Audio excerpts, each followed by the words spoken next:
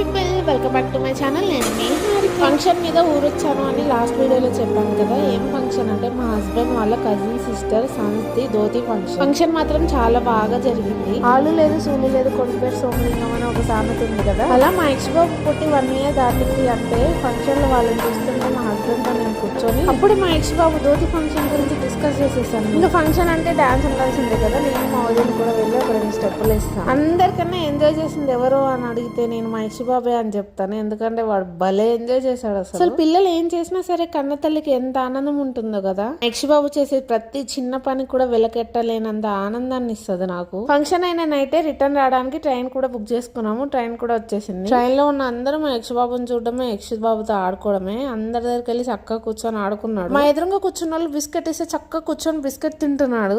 ఇంకా సికింద్రాబాద్ వచ్చేటప్పటికి ఫుల్ వాన పడుతుంది. అలానే వానలో వచ్చేసాను. నా వీడియోస్ కనుక మీకు నచ్చితే ప్లీజ్ టు సబ్స్క్రైబ్.